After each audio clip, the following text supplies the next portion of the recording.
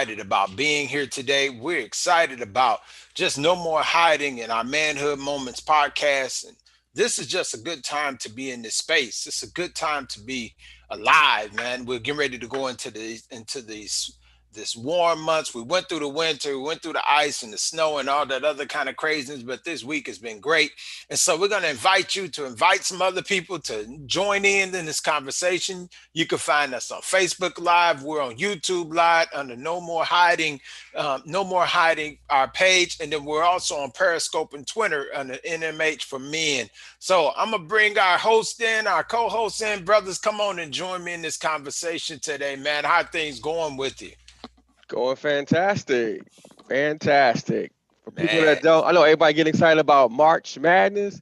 I'm excited about Arch Madness. And by that, I mean the NCAA Wrestling Championship is this weekend down in St. Louis. So for all you wrestlers, NCAA Championships this weekend, this is the real Final Four and all that. Okay. look at that, spoken like a true wrestler.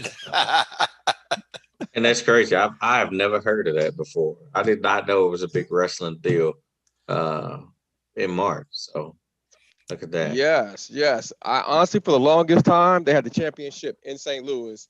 In the past couple of years, it moved to, it was in, supposed to be in Pittsburgh, I think, last year, and it was someplace else. So it was back in St. Louis this year, and I promised myself the next time it came in St. Louis, I was going to be there. But with the pandemic, can't do it. It's going to be in Detroit next year. But yes, in March is the NCAA championship, wrestling championship. Oh, So do okay, they have cool. people attending or they? There's some, yes. Okay. It's sparse. And if you want to watch it, it is on ESPN. I think ESPNU, but the finals are tonight. So, but it's on TV. It's been on TV the whole time, which is great. Normally, it's just the finals. They've had round one, round two. The wrestlebacks, constellations are on this morning, and the finals are tonight. Good deal, good deal. Brother T. Patrick, what's been going on with you, man? How you doing? Hey man, I'm doing well. Got my vaccination yesterday, so I'm kind of sifting through that so far. All right, No so talk major to us side about effects. what's the any side effects at all? I mean, really, I don't even know if there's side effects or not. I've been looking them up. I mean, I had some chills last night. I mean, I don't know if it was just because I fell asleep on the couch and started shivering, but I mean that was about it. So my hope is that I got the Johnson and Johnson, the one shot. So Okay. hopefully there's no other side effects or whatever. Had a slight headache, but typically if I for some reason if I sleep on two pillows, Hmm. I get a headache. So I can't tell if it's the side effect or if it's just because of the way I slept. So hey, I don't have the headache anymore. So we're just gonna say that I slept wrong Good on deal. there. So far, I think I'm doing all right. But other than that, I want to enjoy this weather now that it's not raining anymore and all that good stuff. That's it. Tony, did you get the shot yet? Yes, I am fully vaccinated. All right. I had Pfizer. Okay. So after the first shot, my shoulder was sore. That was it. The second shot, which is 3 weeks later, I did have a slight headache, Okay. but not major. And then I think I had kind of slight, not slight chills, but almost like a hot flash. Like I would lay Okay. down in bed, take the covers off me, and then put them back on. So it was like real brief. Really, that was it. Okay. But I did have some coworkers that had effects where they were in bed all day, nauseated, headache, things like that.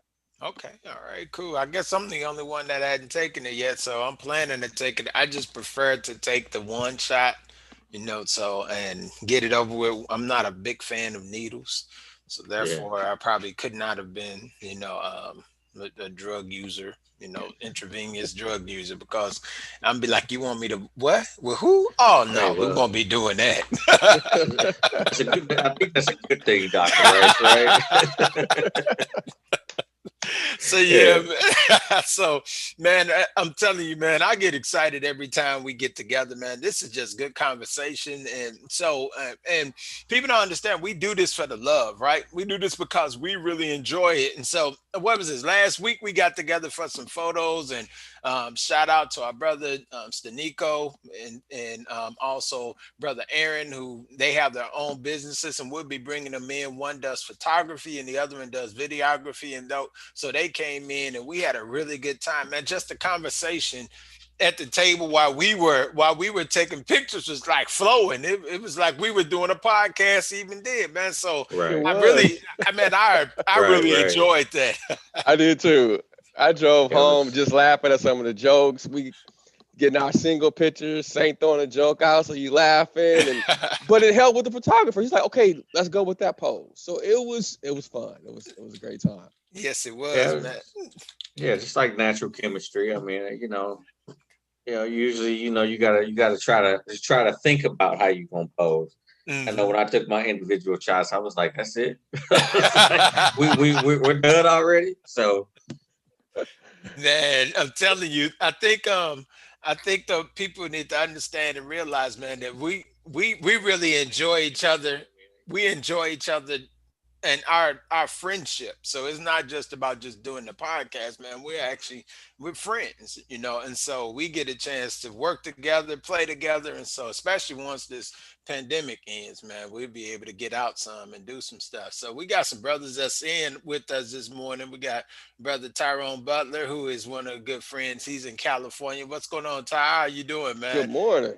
So glad to have you. And I've welcome, been I've welcome. been thinking about doing something. So Ty, if you still on there, I'm gonna try to bring you in on the camera, man. You'll see if that works. There's something about this, So we've been trying to do some different things and just make this a part of the community.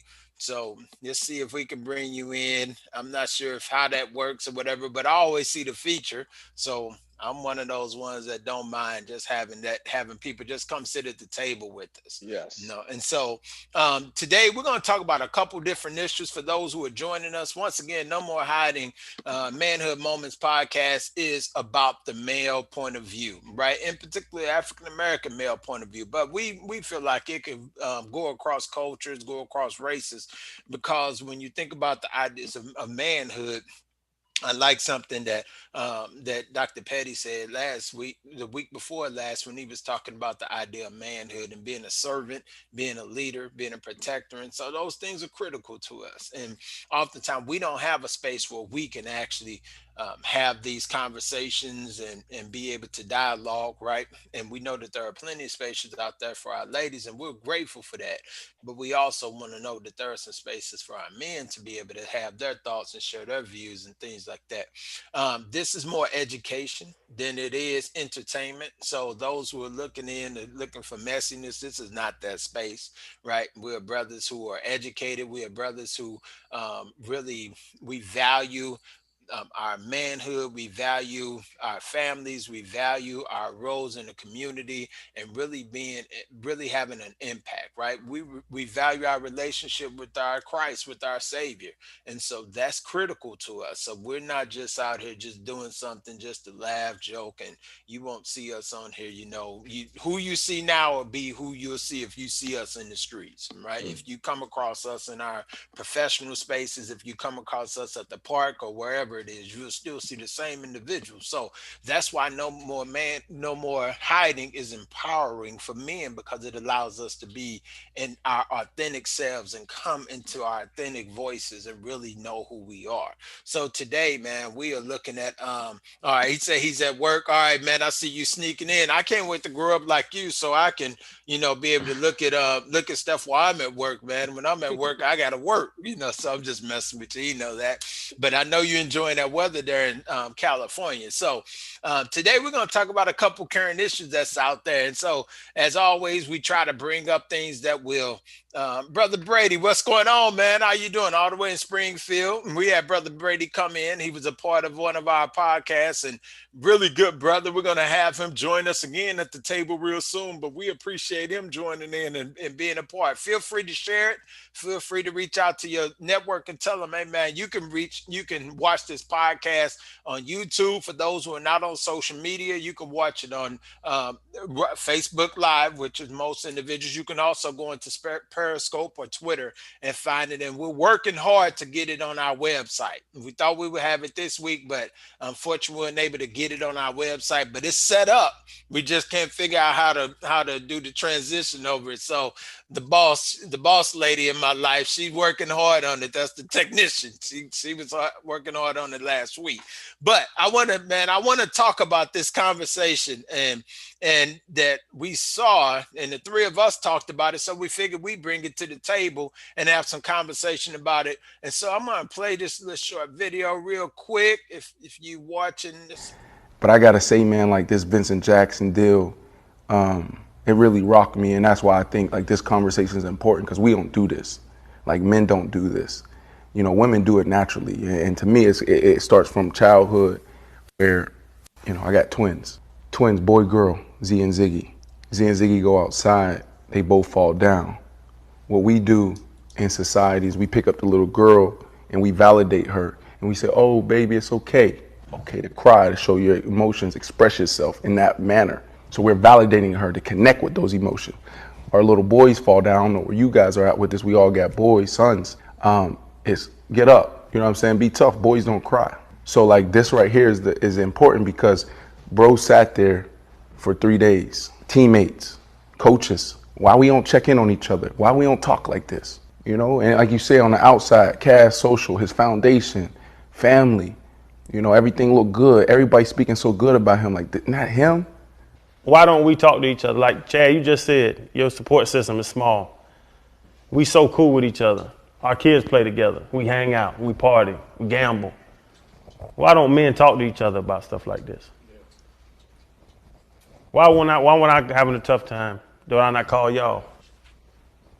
You know, I haven't lost a parent yet. You know, so I don't even know what that experience is like. And to be honest with you, because of what we talking about, the machismo, I don't know how it would feel, you know, because like how we trained and how we built, you know, just keep going, like you said. So like, is there anything they can learn from your experience? I mean, mine is still early, you know, so I'm still processing everything. I'm still learning to live with it. I'm still learning to be able to drive down, you know, to grandma's house, obviously passed in 2018, and not see my mom out there on the front porch. I'm here for you. I love you, bro. And, you know, I appreciate you sharing that and whatever, bro, like. Oh, we can hugs? Yeah. Come on, bro. Look, Fred, he still got that machismo stuff going on. Come on over here, Man, bro. they wanna touch bro, each other. Straight up, bro. We good. Love you, bro. Hey, respect, but at the same. Man, we got a lot there, brothers. We got a lot that we can look at from just that little 2.5 minute clip. So I'm gonna start this conversation off a little bit. It talks about the validation of young men and young men who, and he started the conversation talking about we validate our young ladies, and each of us have daughters, right?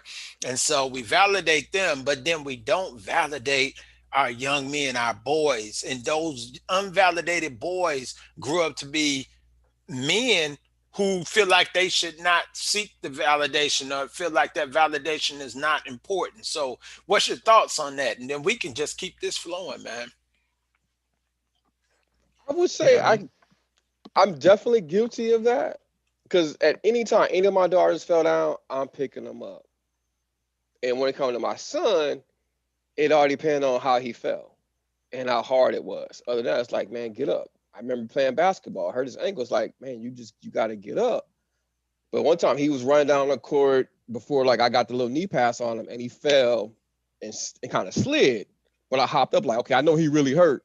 But a tear is a tear, whether he barely got hurt or really broke a bone or something like that. I should be able to go over there and say, son, are you okay?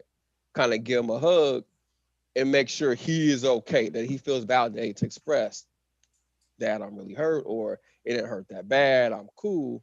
But we make the decision on, okay, you got to walk it off.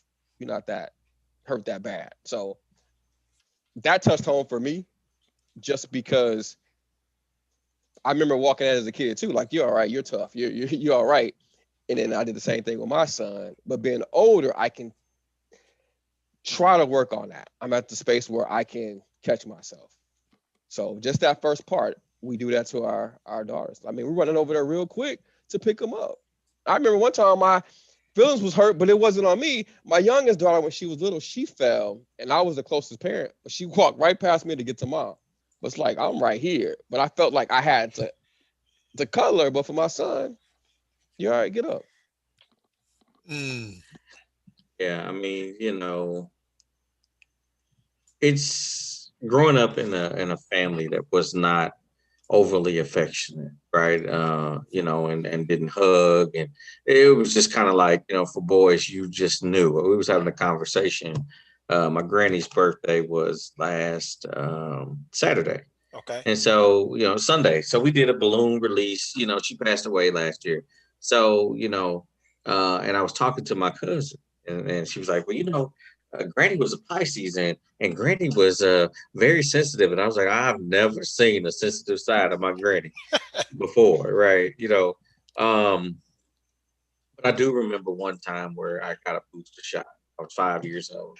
I don't know why I remember this, but for whatever reason, I couldn't. I got it in my leg, and my leg was hurt, and I couldn't walk, and I'm crying, and she did pick me up, but that's the only time at 5 years old that I remember that affection. And so I try to remember with my boys because the natural instinct is all right. And listening to Tony, talk about his reaction. I think about it. My knee jerk reaction is, all right, well, get up. You know what I mean? You good? I'm yelling this from the other room. What happened? Uh-huh. Oh yeah, you fine. Yeah, yeah. I don't even need to see. But my daughter, let something happen. Oh yeah, yeah. We getting ready. Let me see, baby. Okay, yeah. So it's interesting. Like it's almost like we just automatically do that. And I've tried to figure a way to bring that into the fold. So I'm trying to be more affectionate with my boys, to let them know, okay, it's okay. Um, to to receive this validation, it just doesn't always happen. Because I mean, where do you draw that line between too much validation to where they think the world is going to give that to them? And I'm like, the world's not going to burp you. So I don't know if I can, but I don't know if I should feel that way because they're 12 and 10. So I got to figure that out. Man, I was just sitting there thinking to myself, is there such thing as too much validation, right? And so that's kind of like too much money. Is there such thing as too much money? Because remember, and as you were talking and you said that term, I said, well, the world is constantly devaluing us, right? Hmm. In every space. So it's almost like we need a surplus of validation to be able to just balance the devalue that's coming through the life experiences, right? So when we're validating and adding value to our sons, all of our children as men, but we're specifically talking about sons right now to kind of jumpstart this conversation. When we're constantly adding that validation to them or what have you, I think that is doing something for their manhood. I know me personally, I can't say that I was devalued or not validated. I think it was neutral, and sometimes Hmm. neutral can be almost as bad as not getting it right. So it was always on the lines of, well, we always knew you were going to do some good things, right? But it wasn't never you can do it. You can make man, Yeah. you can accomplish this. It was almost an after fact. Oh, we knew you'd be successful. Oh, we knew that you would get that. Oh, we knew you were a go getter, right? But never that sit down, because it's that whole transition period where in your mind you're wondering if you actually are good enough. You're wondering if you can actually do it. And if you grew up in a community, in a neighborhood like mine, right, predominantly African American community, we were a middle class community or what have you, but there was always peer pressure, right? Always this peer pressure that was challenging the image that you were trying to establish. And I noticed those who had the validation, right, from their home, they were able to overcome peer pressure more so than those who didn't have the validation, or that validation was absent, right? So I think that's critical, that we look at how important validation really is in our growth and development. I think we do have to look at our kids too and what their needs are, Hmm. because you guys know that My dad was in Vietnam. My dad was hurt, so he was just tough. And he had a sensitive side, but I just remember seeing the tough, strong side. And then when you add in your peers, they're tough. You don't want to be a wimp. You don't want to be a punk. Different things. And I can just remember playing baseball at in elementary school at Harding in East St. Louis, and we playing on concrete, and our bases was like smashed soda cans. And I remember rounding second base, slide, and it hurt my knee, skinned my knee up, and kept playing. So it's one of those things where, like, if I can do it, I know my son can do it, but does he have to do it? Does he have to be tough and go through what I went through? I just want to keep on playing with my brother and friends, but I probably could have went home and got my knee cleaned up and everything. But we got to take a step back and see they don't need to struggle like I did, or we can validate their emotions better than we did. Yeah, Because I can look at myself and see there's a certain point where, like, I deal with emotions and I should shut down. And I supposedly I'm over it, but I'm not. So it's just got to validate our kids that he can say, I'm hurt. Yeah. And express it. And we have to sit there and listen to it.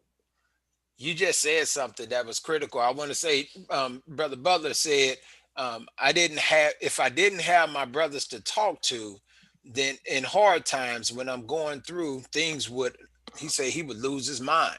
Right. And so, and how important it is to have that brotherhood, have that support, to be there to watch. And then I see she's my sister-in-law, Evelyn Jones. She looks like she's watching us today. So she's way in, I think, in Michigan. So, man, we happy to have her, former sister-in-law there. But when we think about the idea, you alluded to something, Brother Tony, when you said that shutting down, right? And that's oftentimes what we do. We shut down. We we may not act out. Sometimes we act inward and we'll pull it in. And so he asked a question. He said, why are our support systems so small? Right. And I think part of that has to do with the fact that after so many series and cycles of going through things that we shut down. We begin to go inward and we begin to hold in our feelings and thoughts and things like that, which in essence is a response to mistrust. Some of it, And but then also sorry, Spell, let me just get this thought real quick, man.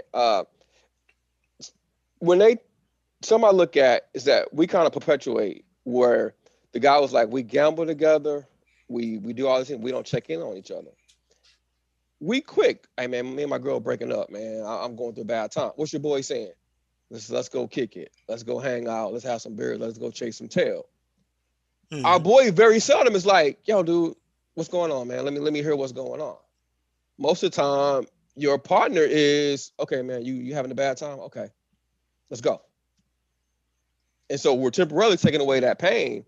But when you go home and I go home, you're sitting at home, you didn't drink, you might have a hangover or whatever it is, but the pain's still there.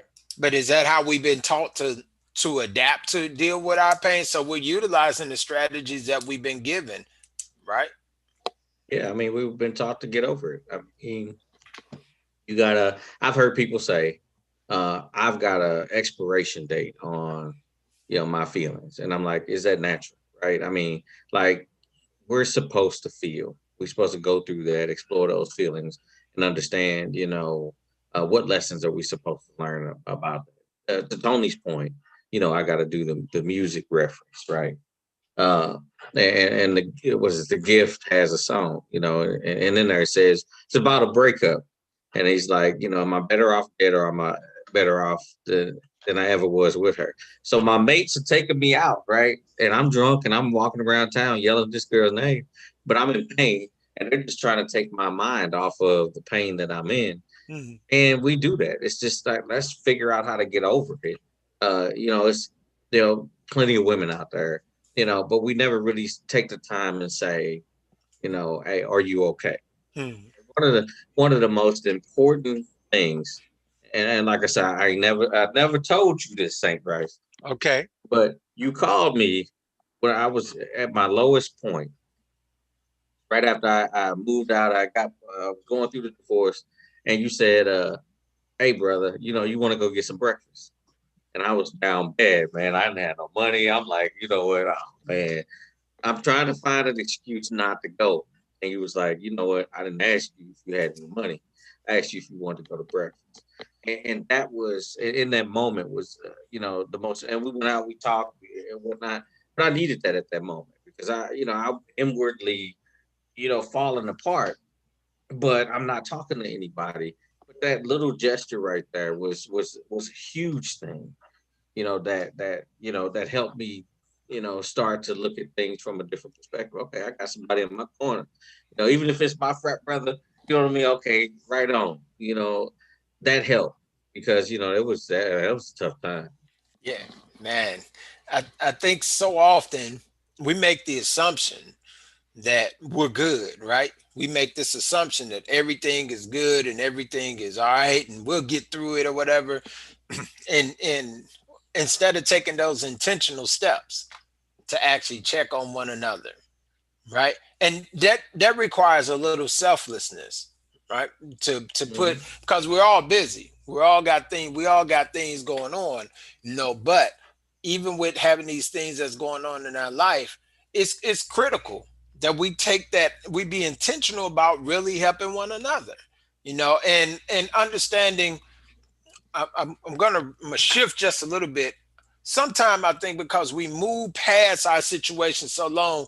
When I was going through a real difficult time, I remember listening to one of Bishop T.D. Jakes, his messages that was geared specifically for men, and he said, "Men cry hard, but we don't cry alone." Right? So we gonna cry. We're gonna pour our hearts out. We're gonna really be in pain and things like that. And he used the reference from David when David in the Bible when David messed up with Bathsheba and and the judgment was pronounced on the child, right? Because oftentimes our mess ups seem to come back on generations to come, right? I can see now some of my mistakes and things like that are manifesting themselves even in my son's lives, right? And so David cried and he repented and he was hurtful and mourning and fasting, right? And until the child died.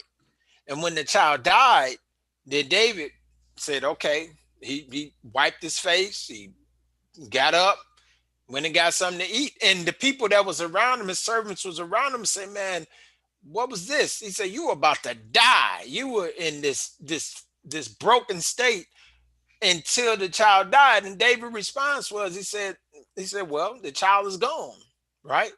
He made up in his mind the child is dead.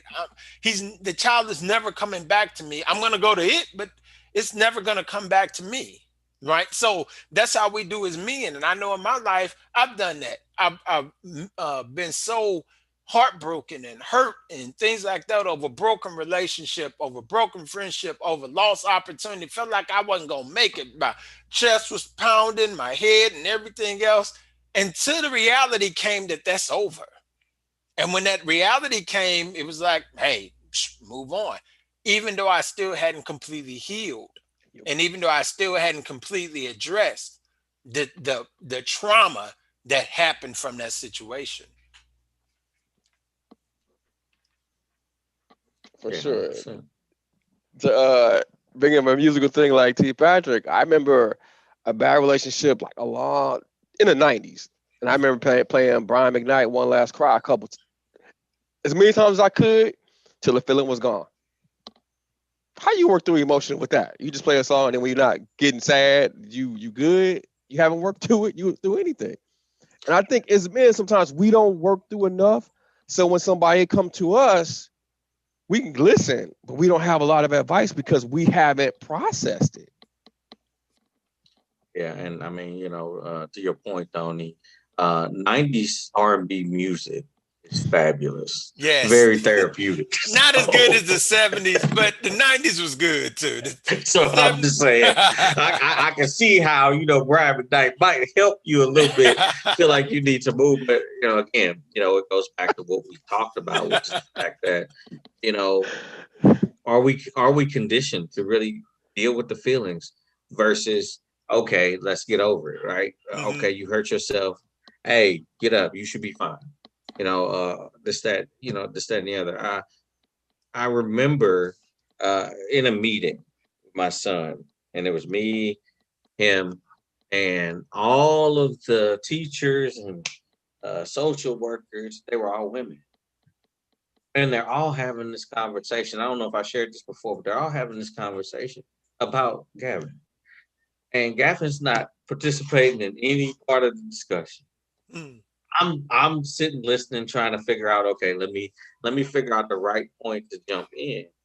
And before I said anything, I was like, okay, well, let's talk to let's talk to the boy and find out what he thinks, Uh-huh. right? And this was about uh, his feeling about getting pulled out of class, and he was like, I get pulled out of class too much, so Mm. I need to, you know, uh, maybe if I got pulled out of class a little bit less, then I Uh-huh. could focus a little bit more.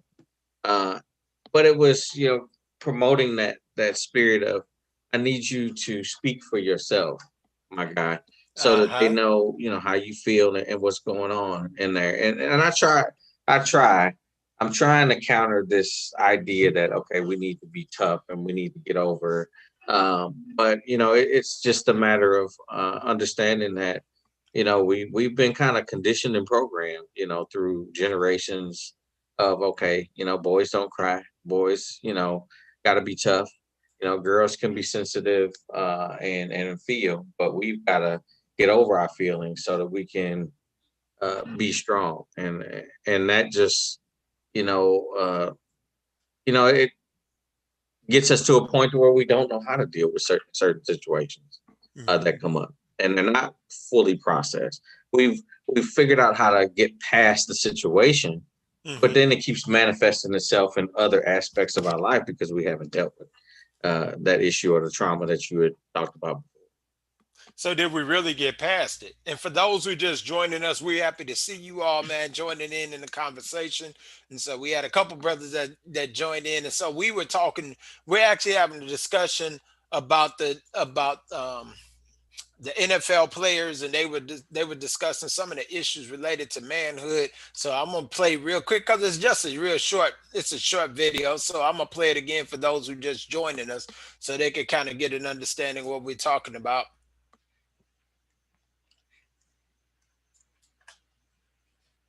I'm not sure if it's coming through. Give me a second. I'm a couple technical issues here, and make sure that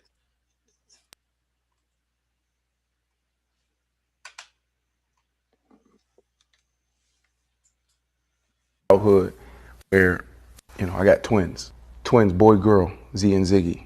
Z and Ziggy go outside, they both fall down. What we do in society is we pick up the little girl and we validate her and we say, oh, baby, it's okay. Okay to cry, to show your emotions, express yourself in that manner. So we're validating her to connect with those emotions. Our little boys fall down. I don't know where you guys are at with this. We all got boys, sons. It's get up. You know what I'm saying? Be tough. Boys don't cry. So like this right here is important because bro sat there for 3 days. Teammates, coaches, why we don't check in on each other? Why we don't talk like this? And like you say on the outside, Cass, social, his foundation, family, everything looked good. Everybody speaking so good about him. Like, not him. Why don't we talk to each other? Like Chad, you just said, your support system is small. We so cool with each other. Our kids play together. We hang out. We party. We gamble. Why don't men talk to each other about stuff like this? Why when I having a tough time, do I not call y'all? You I haven't lost a parent. so that's part of the conversation that we were listening in on. And so just so those who just joined us can get a point of reference from what we're our discussion. And so when we look at Chad, right, and we know that he's had his share of issues, both on and off the field, right? But when we look at Chad and we see the pain that's in his eyes, we see the tears, right? How many times have we looked at one another as brothers and know that we're going through it? May not even know that we're going through, but we can see the pain in one another's eyes, right? We could see the heaviness, we could see the burden that they feel and that they're carrying because we recognize it because we may have gone through something similarly. And part of the reason why I don't think that we talk is because we feel the game, the shame and the guilt that comes along with exposing that we too went through something that's similar to that, right? I'm going to say what's going on to Brother Terry Davis and Brother Billy Price out there. Brother Brady Oden, he stated in the chat, he says, our parents were not validated by their parents. And so our parents carried over patterns of behaviors based upon upbringing. We're not able to emote feelings to encourage and uplift our family members and friends because of our knowledge and experience through our successes today. Very valid and very true, brother Odom. I think that some things are generational, right? We just do what we were taught or what happened to us, and we try to do a little bit better, but inadvertently we end up doing the same things, right? We end up utilizing the same strategies because that's what we're most familiar with. So, brothers, I appreciate you all joining in. Feel free at this time, feel free to put in your thoughts in the chat. We're monitoring that chat. We want to bring you in on the conversation. We want to bring you in the discussion and share your thoughts and feelings. And eventually, we're going to work on how we can just bring you into the conversation virtually and be able to join us at the table. So one of the other things he talked about, and brother Tony mentioned, he said, "Be tough." Right? This whole idea of what toughness is and what being tough means, but being tough to the detriment of our own mental health, our own emotional stability, being tough to the detriment of our relationships that we have. Right? Because sometimes we're carrying things. I know I'll speak for me because that's one thing I try to do is just be transparent in this space. Is my inability to just share what I'm thinking and feeling have cost me a lot of good friendships and relationships, right? Because it was like I knew I was feeling something, but before I could get it out, all those thoughts would start to come in and say, okay, man, if I say this, how am I going to be viewed? Right? Yeah, I just want to throw this out there too, man. This is full disclosure too. You all know that my college roommate passed away, and he used to play Marvin Gaye all the time. And he used to play also Stevie Wonder. He used to play Stevie Wonder, Superwoman all the time. So probably about 2 years ago, I was listening to Donny Hathaway. He did a version of Superwoman.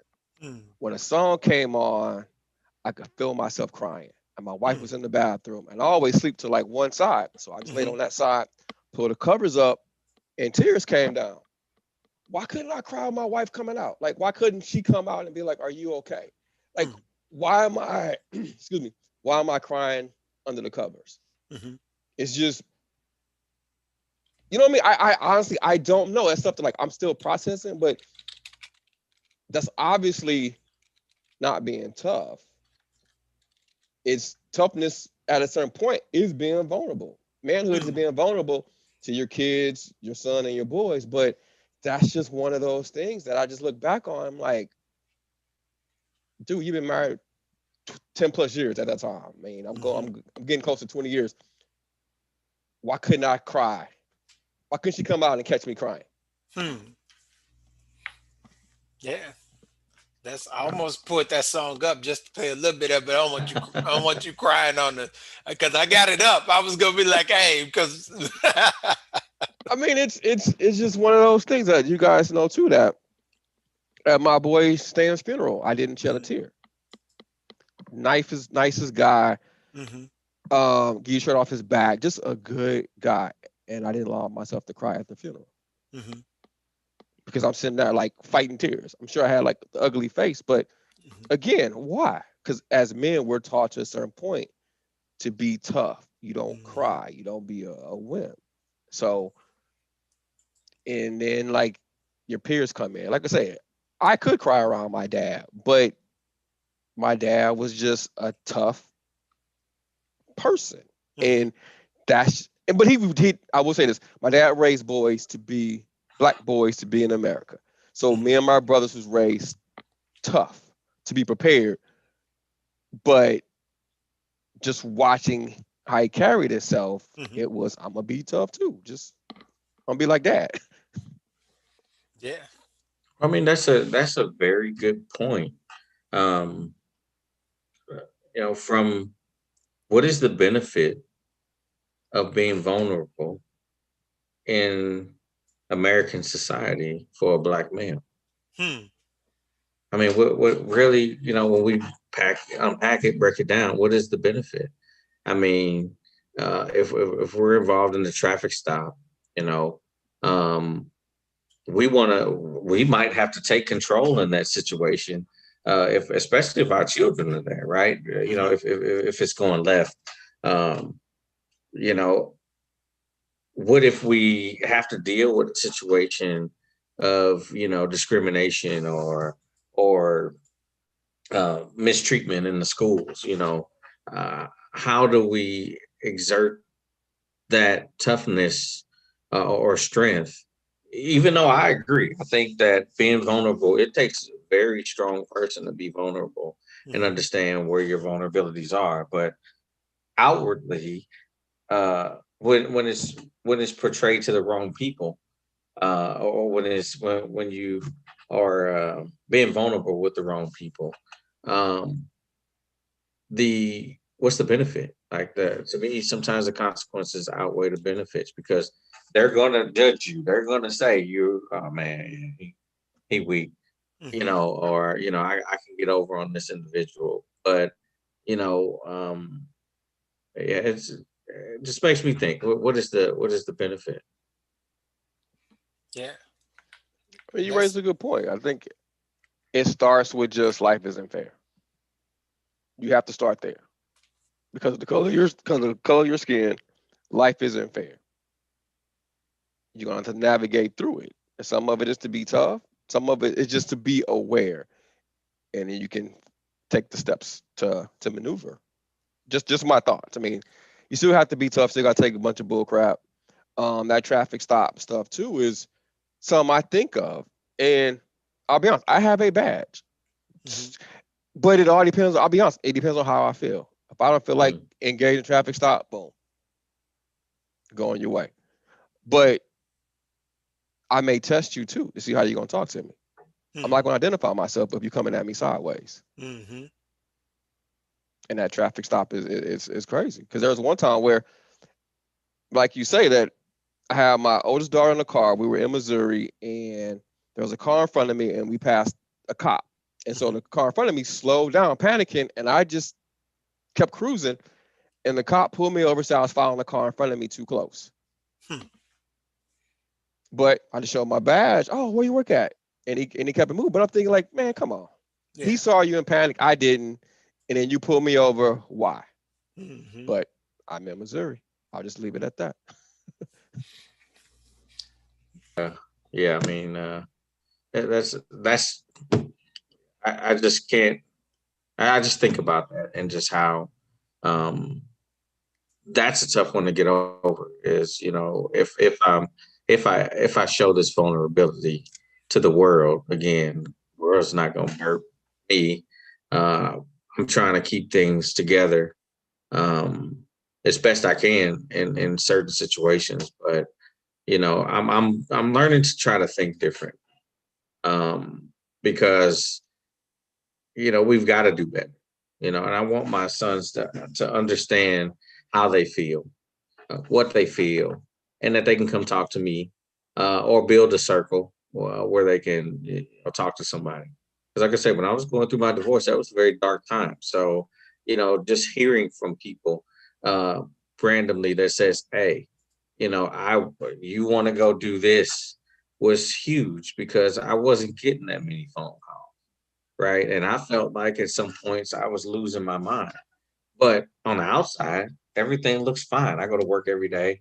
I do my job. I Hmm. go and do all of the things that I'm sitting on panels like this, having conversations, telling people how best, how you should do this. And I mean, have you thought about this?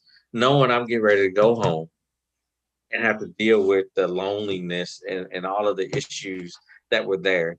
Hmm. And not very many people knew to even say, "Hey, are you okay?" Hmm.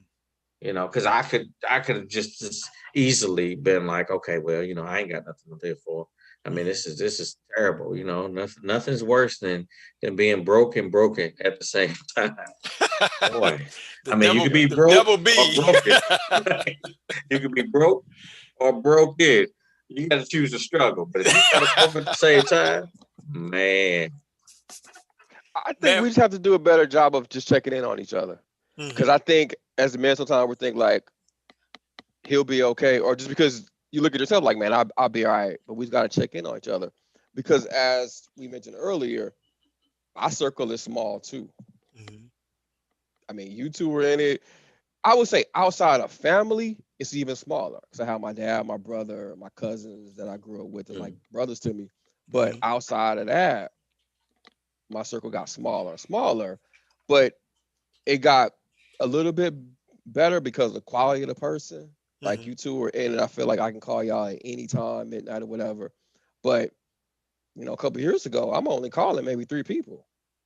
Hey, I'm going through some. One of my boys, we met at Frank Holden Park, Mhm. just sat down and talked. Because as men, and I'll speak for myself, I have certain people that I talk to, and I have a small window where I feel like opening up. If Mhm. that window closes, I'm not bringing it up. That's it. So honestly, I might see you saying one day and tell you what's going on, CT project the next day, and like I already talked it out Hmm. to a Yeah. certain extent. And then, hey, what's up? What's up? Keep it moving. And and I could want to talk to somebody on say Saturday. Everybody busy, whatever. By Sunday, new day, same issues, but new day, and I'm just keep it moving. Hmm. Because I Man, think that's as men. That's what we do. that's powerful. Just that idea of the window. Real quick, we got a couple. My son, he joined in. He's watching this. So he said, I was raised with the same principle, but also was shown and told that I could cry and it's okay in his place. In parentheses, he said to cry in front of those who are close to you and have to stay and you have to stay tough, right? And then Billy Price, brother Billy Price, also stated. He said, we've been raised that it's a sign of weakness being the provider and the person to keep everyone safe. It's like we can't show a crack in our armor. Man, and so that's powerful when you think about that armor that we have, right? This real or imaginary armor and being able to show those cracks because that crack means it's going that armor is probably no good anymore, right? That's powerful, very powerful statements. Thank you all for sharing, brothers. Anybody else that's a part of the conversation that's listening in right now, feel free to share. We got this on Periscope. We have it on YouTube. We also have this on Facebook Live, which is what we're replying to a lot of the comments or what have you. But feel free to join in. Feel free to share. Even if you're listening to this a little bit later after the podcast is ended, we read all the messages. We read all everything that you share with us. So feel free to reach out and share your thoughts as you're listening to it because we want to hear what you have to say out there. No, Tony, you talked about that window, man, and that window is critical, right? That window exists not just with friendships, but even in our marriages and relationships. So if it's like whoever the most comfortable person we feel like talking to is there, or maybe it's even within ourselves. If I can talk it out in my own mind, then I don't need to. And no matter how important it is, and that's not just on critical situations, that's even sometime on celebratory situation. Because if I can celebrate in my mind enough, then chances are I'm not going to be as celebratory when I get to a space like with my wife and I'll be like, yeah, such and such happened today. When earlier when I first found out, I was like, yeah, man, woo, woo, so that whole window of communication, that's something we need to probably think about and explore.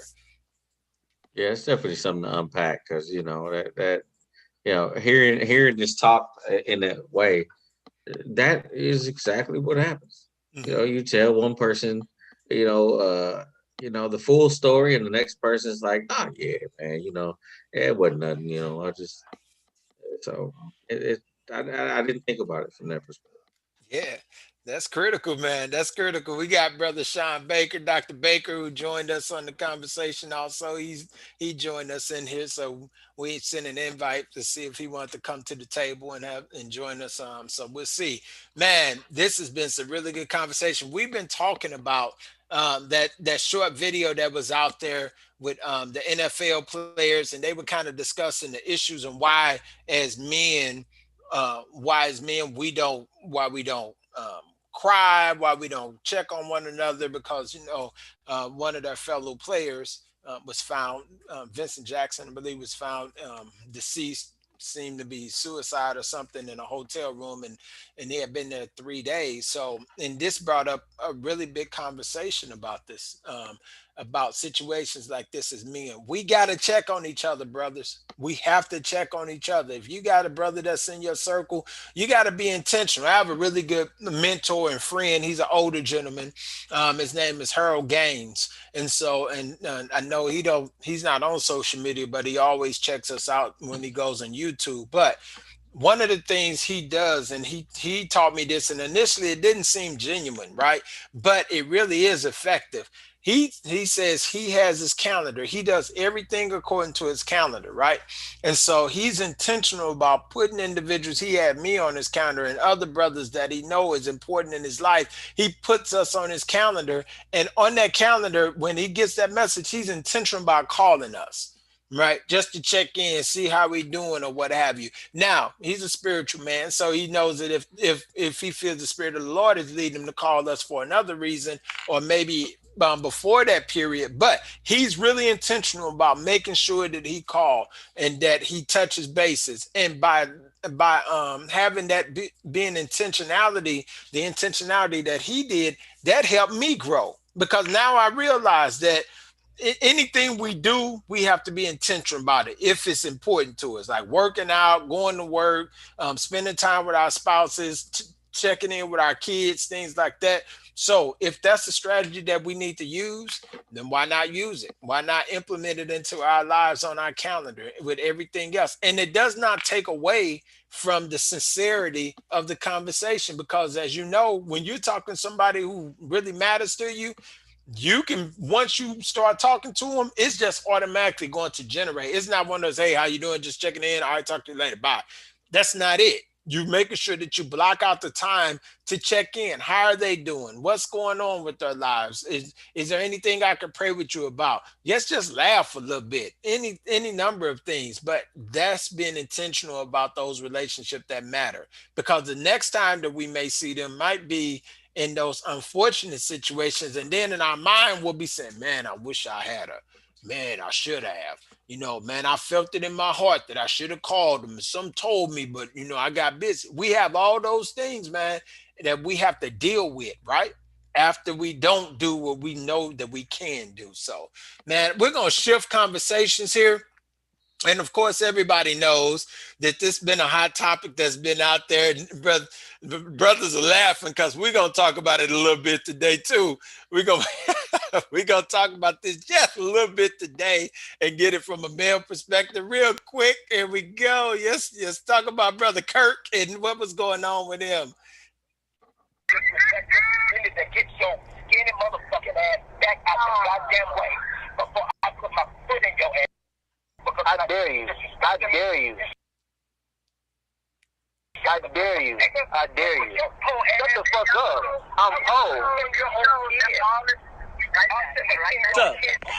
I will punch your neck, nigga. Don't you ever disrespect me. I did it.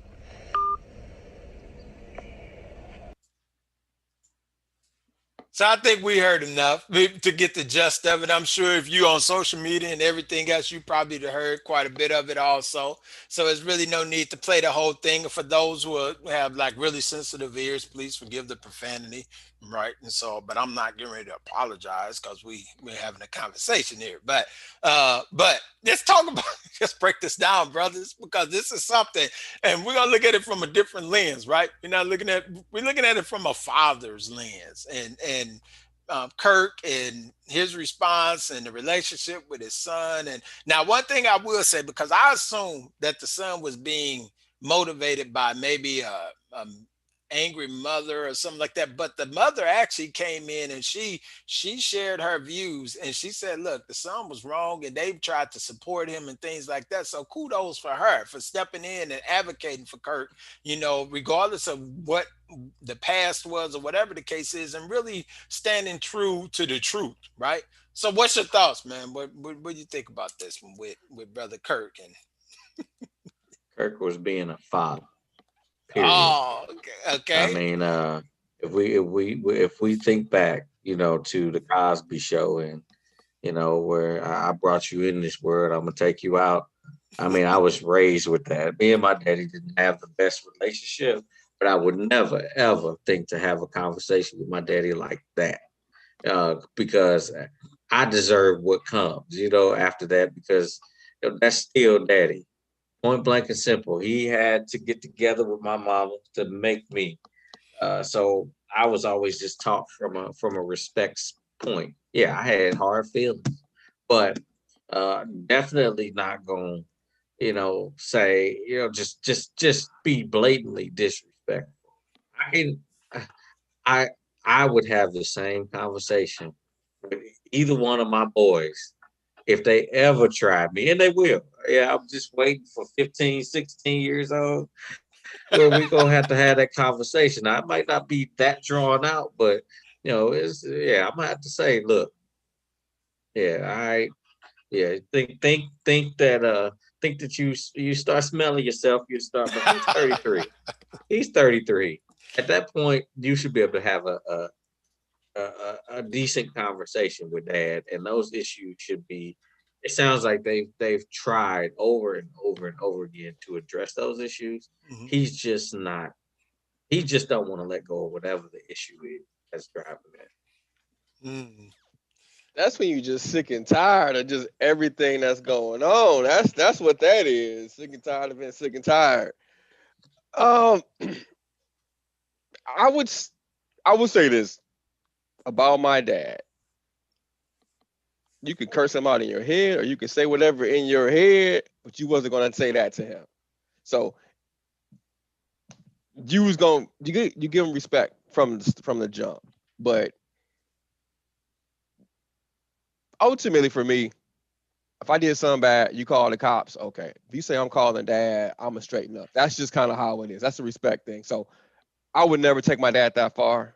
But like the Cosby Show, he would have snatched us up, put some on us, and that's it. So I think at a certain point, I'm sure Kurt probably warned him, hey, this is how you talk to me, I'm gonna give you respect back. But if you're disrespecting me, obviously to for him to record it and publish it, he did it for a reason.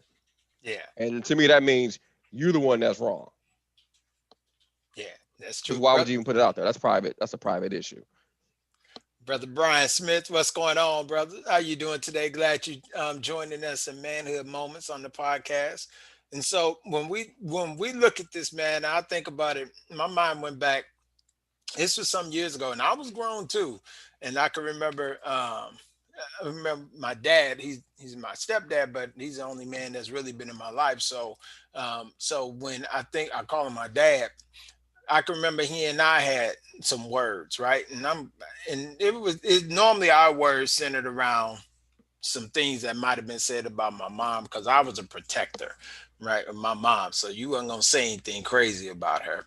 And so I can remember getting upset and I was huffing and puffing. I'm a big guy. He's not as big as I am, right? And so, but some told me to look down because I can remember like really getting really angry and like I'm gonna do something, to him or whatever the case is. And a lot of it was probably pent up anger from childhood and stuff like that from some things. But at this moment, I really thought, that I'm gonna get my words in. And some said look down, and I just looked down at his hand, and he's from the South, so from the South they carry knives, right? And so he wasn't saying nothing or anything else like that. But I looked down, he had that knife already out and already it was open. So it was like if I Well, guess he had in his mind an imaginary line that, okay, no, this is as far as I'm gonna let him come. He can say what he wants to, but you stepped this way.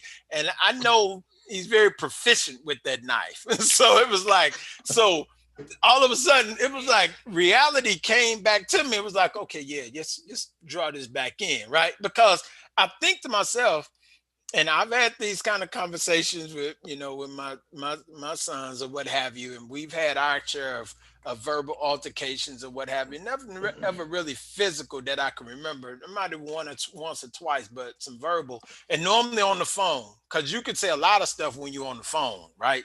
You can get up and I wish you and this them and that, knowing that if you close, oh where we yeah. can reach out and touch you, that conversation's gonna go a whole lot different on both parts because as Hmm. men, we grow to respect our sons too. We don't fear them, but we grow to respect them because we raised them. So we know what Yeah. they're quite capable of. Like the lion who raises a young lion. We know that this joker got teeth too.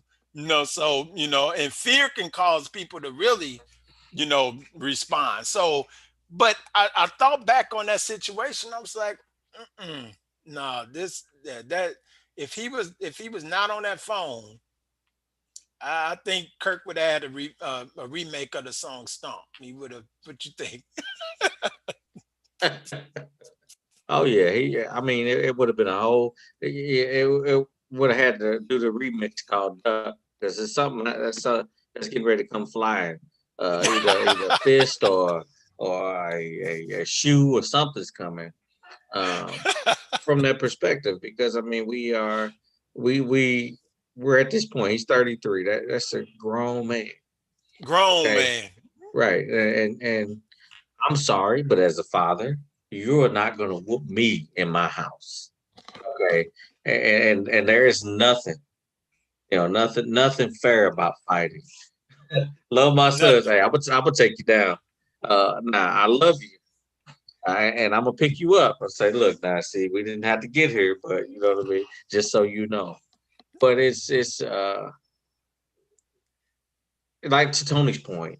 I mean, there had to be a motive behind that where I'm Hmm. recording this because I want to take it, and I could understand Kirk's anger at that point, you know, uh, because he's pushing him, you know, during that. He didn't know he was being recorded, but I mean, even after the fact, I mean, you're trying to take away my livelihood. Now, and that's one thing for us to have a disagreement, but now you want to play this for the world to Hmm. make me look bad, and I really commend a lot of Kirk's um, following, which understood that this is this he's a man. He Hmm. may be a Christian performing artist, but you know what I mean. He never proclaimed to be perfect, and it's clear that he's got some hood proclivities. Yes. That's it. That was a full display. He said, "Don't get it mixed up." Oh yeah, yeah. He went from Kirk to Plies to Pinky from next Friday. Hey, we want to say what's going on. The sister Carmen Stewart, we appreciate you joining us. There's some thoughts on there, Brother Baker. Dr. Baker said, we hold our kids accountable differently, and what goes on in my home stays in my home. As long as you don't cross that line, that will get you locked up. Society has switched norms over the years since we've been raised. In order for him to record it, there was a motive for ill intent for whatever reason, right? And so we know that we living right now in this whole social media age, and everybody want to record stuff. You got somebody getting beat up or getting assaulted sexually or whatever, and people recording instead of stepping in to help, Mm. right? And so, and we saw the situation with our brother George Floyd, right? We got a lot of recordings, but nobody stepped over there to remove that officer off his neck, right? And so that's one of the things that we got going on right now. Everybody want to be social media famous, right? And then we also got Brother Brian Smith says, whenever the son disrespects a father, God's judgment is coming upon him. Whenever a father makes mistake, he is your father, and so when we're looking at that, man, as fathers, and it's difficult, right? It's a challenging road to be a father, and especially in today's time, it's a challenging road to really have that balance. And oftentimes, and I know in my own experiences, we go through a period in our lives where we want to blame everybody. We want to blame, especially the ones who tend to help us the most. That's the one we tend to point the finger at, because we can't take responsibility for our own mistake. We don't want to take the responsibility and say, I had this opportunity, I messed up, right? We don't want to take the responsibility and say, I made that decision, I made that choice, whether I sought counsel or whether I didn't. And most of the time, somebody is telling us, don't do that. That's not smart. All right, but you don't know, this a different generation. It's gonna turn out different. No, it's not gonna turn out different. It's gonna be the same result, just in a different day on the calendar. So if you don't learn to listen, then you're going to lay in the bed that you made. right? And I'm a witness of that. And sometimes we don't know how long we're gonna have to lay in that situation, right? Mama telling us, daddy telling us, don't mess with her. She's no good for you. She got issues. Things. I'm talking to men in particular because sometimes we don't talk to men like this young man, right? They said, don't mess with her. She ain't no good for you. That young lady, she okay, but she not good for you. But mama, you don't know. I love her. No, that's some unhealthy about that relationship. You need to leave her Hmm. alone. No, you know, and before long you get a kid with her, and then everything else just starts to manifest itself. And now you stuck with that joker for the next 19, 18, 19, 20 years, right? And just held to the chief, right? Or you get into that, you make that decision to move away, and it said, no, you're not quite ready for that yet. You need to get a job, get some training, get some education. No, I'm getting ready to move. I'm getting ready to move out like the prodigal son did. Move out.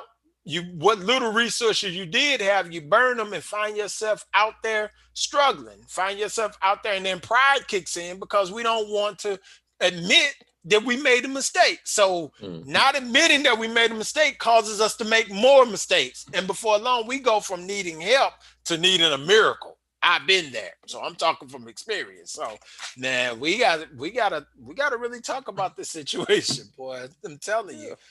Because some of it too is really what happened before that. Hmm. Why you only start the recording at that moment? Why? That's something I've kind of learned with having kids. What happened before your brother or sister hit you, or whatever happened? So something preceded that. But also, just I don't know a whole lot about Kirk Franklin, like personally, but I know if he went on TV talking about he had an addiction to pornography, I'm sure if he had some anger management issues, he probably tried to work it out. So I think Hmm. his son just didn't listen to the advice that his father probably laid for him or his family laid for him. And at 33, you made a whole bunch of decisions on your own. Because the toughest role as a parent, when a kid gets to a certain point, you can tell them, but life has to show you better. Life will show you better than I can tell you. Yeah. Yes. And maybe that's what happened. And he's mad at his dad, but we can only tell our kids so much. Yeah. And then it's on you. And you can either come back and say you was right or you should have helped me more. Hey, the best Of lesson I learned was from life. When certain people pulled back and was like, and it changed my perspective on that because, like, to Saint's point, I went through a period of I'm gonna blame everybody because I don't want this accountability. So if you all had only, That's how it sounds then too, ain't it? I wouldn't even be in this position. And then to say this out loud sounds completely ridiculous. No, no, young brother. If you had made better choices, then you wouldn't have been in that situation. And it's nobody's responsibility to help you out of that. And when I had to dig out of certain situations myself, where the faucet was cut off, and it was like, okay, I got to figure this out. I learned that okay, I don't ever want to experience that again. So I'm gonna take the steps now to keep that from happening.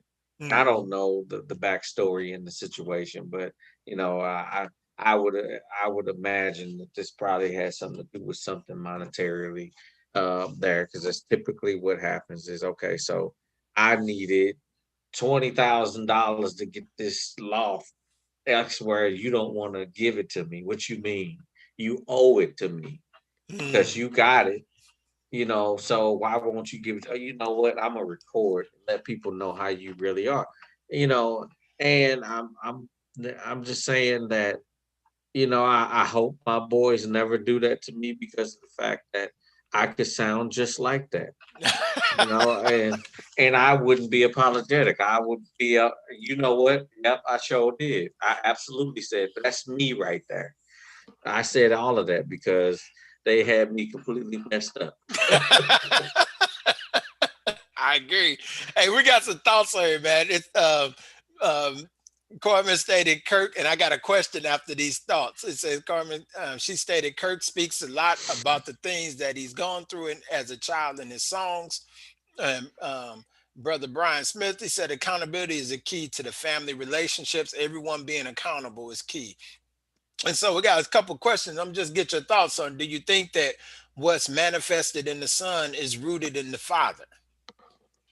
That's the first question. Do you think what's manifested in the son is rooted in the father? And so, I'll join in on to give you all a chance to think about it before you respond. But I think that I do believe that there are seeds that's planted, right? And so the Bible, because that's my compass, right? It says that it says that the sins of the father are visited on generations to come, right? And so the things that um, whether we directly or indirectly have these issues in our lives, I think that those seeds are generational seeds, and sometimes they come from generations before us, and we end up planting those same things, and they manifest themselves differently. So my point of reference, and you all know I love research, so I always try to find something that relates to it. Think about the relationship between Adam and Eve in the beginning, right? And so in the beginning, they had this perfect harmony before sin, which is selfishness, stepped in after they disobeyed. So you got disobedience, sin. Well, we got disobedience, selfishness, and then sin. So that's how that process goes. And now it started the selfishness and the sin and the disobedience started with two, but it grew, right? So now the next generation, which is Cain and Abel, we not only see this division, because that's what happens between Adam and Eve. They started blaming each other, right? Blaming each other. You shouldn't. I would love just been there, just kind of hear the conversation. Well, I asked you if you wanted to eat. Nobody told you you had to it. You didn't tell me I should. And that whole little conversation, how that was going, right? That's my imagination. Those of us that older than us, we have an imagination what that conversation, because we lived through those situations, right? And so now you see two little boys who's watching the parents kind of going at it. They're constantly at it. Because I know I would be mad if I can remember being in a space where there were no thorns, no thistles. I didn't have to worry about going out there. I had to work, but I didn't have to worry about going through as much as I had to go through, sweating and all that other stuff. Oh, yeah, I'm going to be real mad if I lost my millions and now I got to go back to the projects, right? So there's some anger there, and then there's some anger probably on her part because now she has to bear children through pain and be submitted to her husband. There's some discord there. Now we're seeing the two sons who now there's discord there. That discord leads to one killing the other. And then the one who killed the other didn't even want to take accountability for it. Didn't even want to say, yeah, I did it. And didn't want to take the fact that if he had just done what he was told and done what's right, then his offering would have been received. You see how that manifests itself in the generations to come. So yeah, I think that some of the things I see in my kids now are a direct manifestation of things that I did not do or things I didn't recognize, and I was just unconsciously sowing. So now I have to be conscious about trying to help them deal with those things and root it out so the next generation won't have to deal with it. Does that make sense? Tell me if I'm what you think, man. Makes perfect sense. I mean, I think children are always paying attention, from what I've learned. And my 2-year-old, I didn't know she could speak so well. But I'm telling my grandma about, I'm sharing that her mom had gotten a flat tire. I don't know that this baby knows anything about flat tire, but we're having this discussion. And I'm like, oh, yeah, yeah, she had a flat tire, this, that, and the other, so she had to get it fixed or whatever. And then this baby just chimes in out of nowhere. Yeah, mommy had a flat tire and had to go to the store. And I'm just sitting there scratching my head. I'm like, now she was off playing, but she's listening enough to hear this conversation and then and chimes in, So, I mean, you know, to your point, Cain and Abel maybe seeing this discourse between Adam and Eve. You know what? If you know what, if you had just listened to me, and you know what I mean, instead of listening to the snake, we wouldn't even be here right now. This pillow talk conversation. Where we can hear that in the other room or whatever, and it's like, okay, there's something going on there, and it's manifesting in the children, but we think back to our conversation a couple of weeks ago, where Dr. Petty referenced the fact that you've got issues that could be passed on to the children when two parents come together and conceive this child, whatever issues they're bringing. You know Hmm. what I mean? Is being manifested in the children. So I mean, I absolutely agree with that. That Yeah, I can clearly see the segue of it, where I just look at that. He's successful. I'm sure he has a really good network. Probably try to give his kid a certain path, and us as parents have to decide on: are we happy with their success or the path that they choose, not the Hmm. path that we choose? Because I can look at myself, where my mom and dad both graduated from college. Hmm. I have an undergrad degree and a graduate degree. Hmm. My oldest daughter, we all have our thoughts on what we want our kids to do kind of similar stuff. And my oldest daughter wanted to go to cosmetology school. And my thing was she should go to college. So then what if I got involved in her path? Where when Hmm. she said what she wanted to do, okay, so this is what you should do. You should finish cosmetology, then go to college, do hair and stuff while you're in college. I mean, just the thoughts. Hmm. Get you a business degree and then get your own shop, all these other things. And she's just working. But if I allow my standard of where I want her to be, then she could not look like a success based on my thought. So it could be Hmm. with him because he's met, you know, what I mean, he's traveling, making money, but is your kid successful through their eyes or our eyes? Hmm. Because because I'll tell my daughter, hey, I'm proud of you, even though my thought was I wanted her to do other things. Hmm. That we all get our hair cut. Okay, sweetheart, the barber he owns a shop, so these four dudes pay him a booth fee. He has the other section where the beauticians are. They pay him money too. So I'm trying to give her the model, but oh, dad, I don't really want to do that. Hmm. His requirement is like, well, but she has to be happy. She has to be passionate about what she does.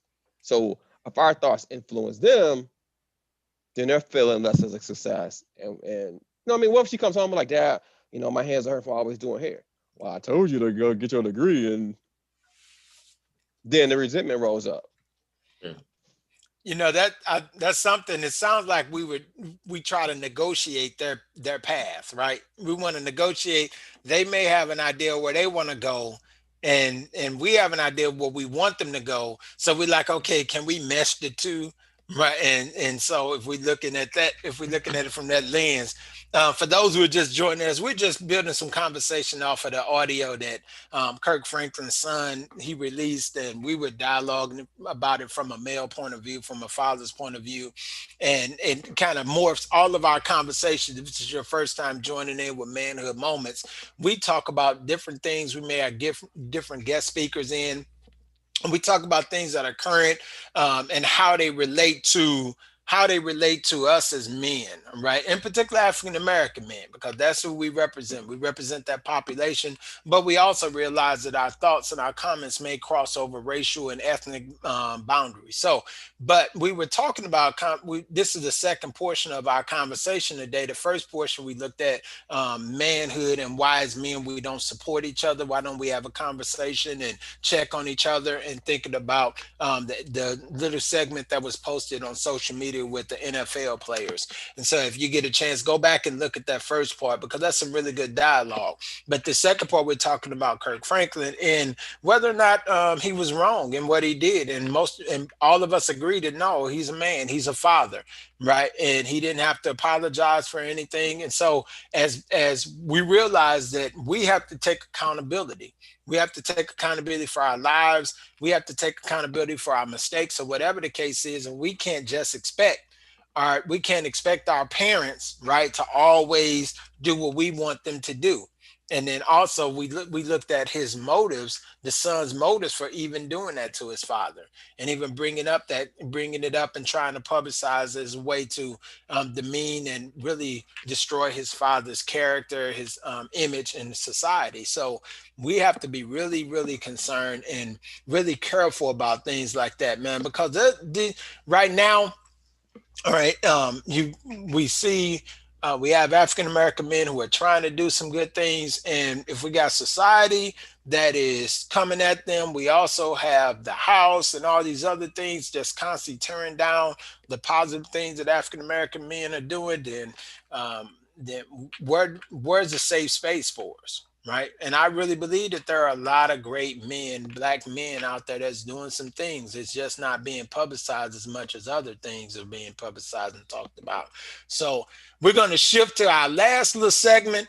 And this one is going to be a little bit, little bit different because we know right now we got a lot of things going on. And for those of your first time tuning in with us, we know that one of the things we try to do is educate. We're not here to entertain. So we don't have a whole lot of whole lot of jeffing and all that other stuff and and buffoonery. We really try to make sure that we're educating, we're having really sound conversations that look at these issues, and we're not afraid to tackle the hard issues. All right. And so we're going to tackle a little bit of a hard issue this morning, right? And because we know that this is going on in our communities, we know that right now, um, this particular issue, and I'm not going to say anything. I'm just gonna bring it in, right? So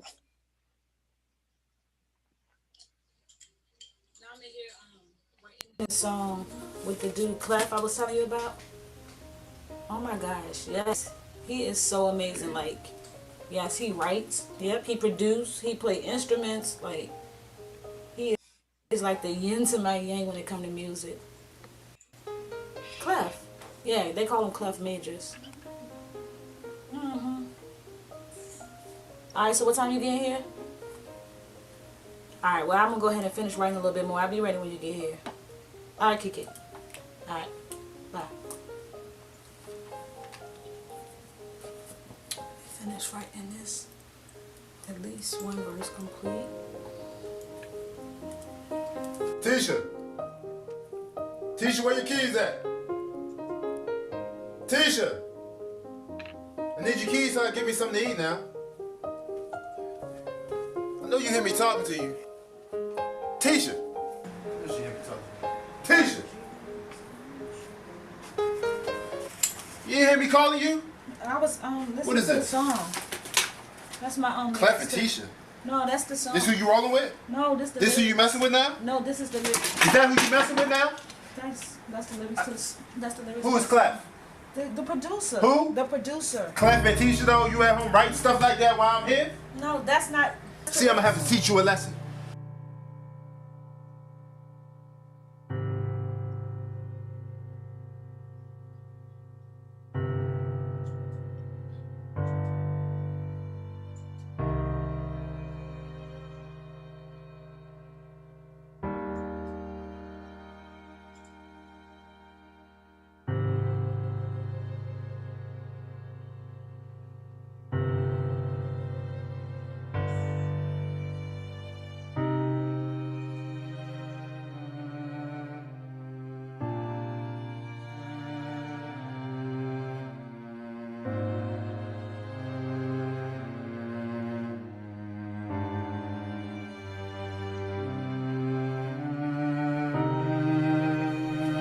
Oh, so you got a gun now? What you got a gun for? Huh? You was planning on shooting me? Huh? Huh? You ain't gonna answer me? Oh, you trying to fight back a little bit, huh? Huh?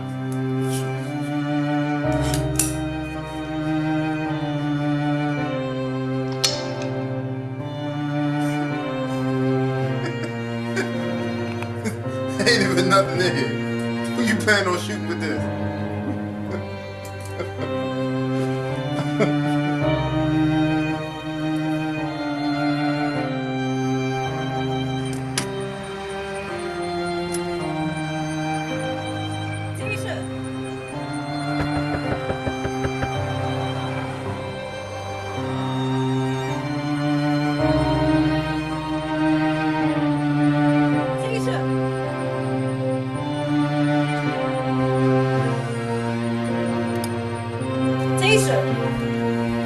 Girl, I just saw that boy driving your car like he crazy. Where you at? Tisha. Tisha. Can you hear me?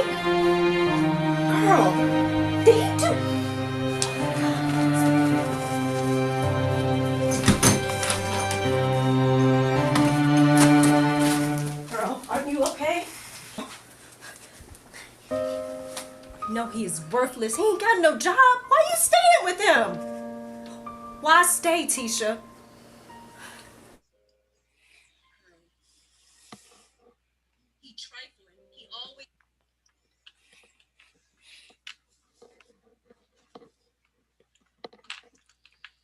It's a situation that's all too real.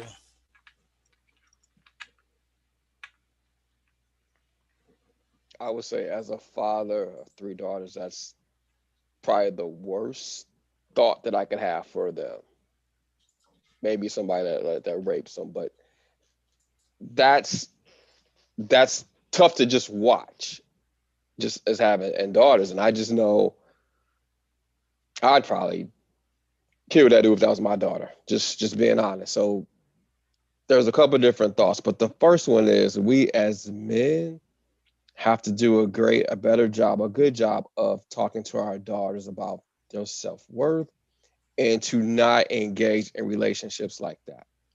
So that means we have to model the behavior with our girlfriends, wives, that we treat them a certain way, that we don't yell and scream because we don't want that normalized for them. So when they are in that relationship, it's atypical. I'm gonna leave this guy alone. But then just yes, so we have to watch that. We have to talk to our daughters, but then we have to be able to, even our female friends, we have to pay attention to them as well. Are they wearing too much makeup? Um, Check on their self-esteem because it starts with their self-esteem. They start getting them by themselves, and they can do those things to them. So, I mean, it's powerful. Just a lot of thoughts popping through my head, but that's the first one that comes up that we as men have to do a good job as far as adequately talking to our girls. And for me, I do raise my voice. So when I try to get a point across, but with my daughter's like, you got to tone that down because I don't want her to think that that's how a man should talk to her. So I'll leave it right there for right now. Yeah, I mean, whoa, as a father of two girls, boys, I mean, one thing I can say is my kids have never heard me raise my voice. Their mother. Um, we've had disagreements. They have not. And for that reason, I mean, I kind of grew up in an environment like that, so which created a lot of anxiety for me, even to have an argument. I started sharing that with people like, oh, I'm going to argue.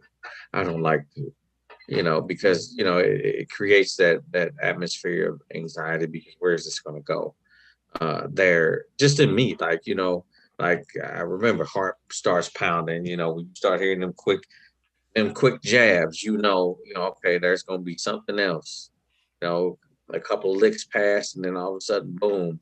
And now I'm running upstairs as this helpless little boy, trying to protect my mom, right? So, it's all too real. And I said, the, my, I want to present a scenario that's the antithesis of that. So, if we're going to disagree, we're going to disagree privately. Boys' anger so that they understand that, and to Tony's point, I want them to understand that is, that's not typical behavior. This is not right. I don't see, I didn't experience that, but it is about self-worth, self-esteem, a lot of insecurity in there, for a man. One, I got to get your keys to go get something to eat. So I'm driving your car. So obviously he doesn't have a job. So he's living in her place. Um, and all of these things, which makes me wonder, why does she feel like she needs to take care of this man? Is it just to have companionship? Is it just to feel wanted by somebody uh, in there? So, I do a lot for my girls. My daughter's first Valentine's Day present came from me. You know, her first phone. Daddy has already provided these things. So therefore, even though she doesn't live with me, you don't need to be impressed by materialistic things, even if this guy has those things. Because Daddy done already did that. I ain't got to worry about that. I got this covered from that perspective. But yeah, it really is about having those conversations about self worth, but also, teaching the boys that, hey, you know, these are women to be protected and respected, not, that, and not for you to take advantage of or to, um, you don't need to raise a grown woman, my brother. She's already been raised um, in one way or another. You just need to learn how to love and be patient. So it's just creating that balance. Yeah, you know, I intentionally waited, to hear what your reflections were, and so you all would know that's listening in. We don't have like these everything that you're hearing from us. We don't sit back and have these conversations and kind of stage what we're going to talk about. Everything you're hearing from us is genuine. It's coming straight off the presses, out of our minds, out of our hearts, out of our spirits. And so when I looked at this, it's so easy to look at the young lady who suffers the bruises and the trauma, right? But the thing I started looking at was the young man, right? And I started looking at the offender in this situation and his actions, which has now caused harm to this young lady. And I started to think about my life. And you all know No More Hiding is a space where we're transparent and we have these conversations. And so, growing up in a home where domestic violence was almost every weekend of some shape, form, or fashion, from Friday to Sunday, it was almost guaranteed, right? And so, and so you see this, you hear this, and it no matter how much in your mind and things like that, you start to say, "With that, I'm going to avoid that." Like drinking and alcohol, those things was like, no, I'm gonna check those off my list. But when we look at conditioning and we look at being in environments that provide those, and we had the question earlier about manifesting how these things manifest. Some things manifest where the individual goes the opposite direction. Something manifests where the individual mimics the same behaviors, right? And so it just depends on which dynamic the individual does. And I'm talking specific. I'm talking cross gender right now, but now I'm going to talk about young men when it comes to physical abuse. So I can remember getting into the first serious relationship that I got into um, was a very not to I won't mention any names or what have you, but that first serious relationship had so much dysfunction and so many issues, and both she and I came from backgrounds where our mothers were abused and there was domestic violence in the home. So when stuff happened, and no matter how much the urge to resist or what have you, ended up in those situations, these physical type situations, right? And so, and when we look at that trauma, when we look at the trauma that young men are carrying, I think that's the space where we got to start to have these real deep dialogues with men, especially young men, about the anger and the hurt and the pain that they're carrying. And what happens is, and I mentioned this in one of our last podcasts about anger, when men hurt, people die, right?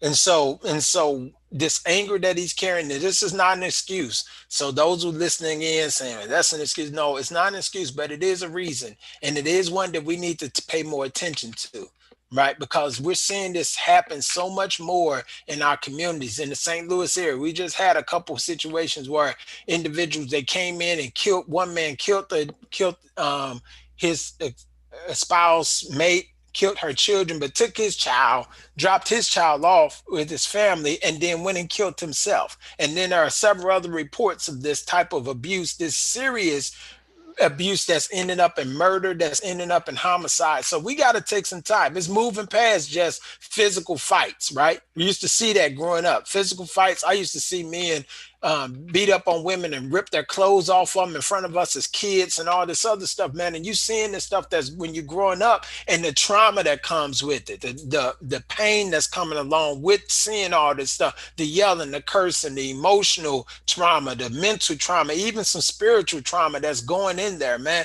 And we got a lot of men that's carrying this kind of trauma and it's not being addressed. It's not being dealt with. It's not being talked about.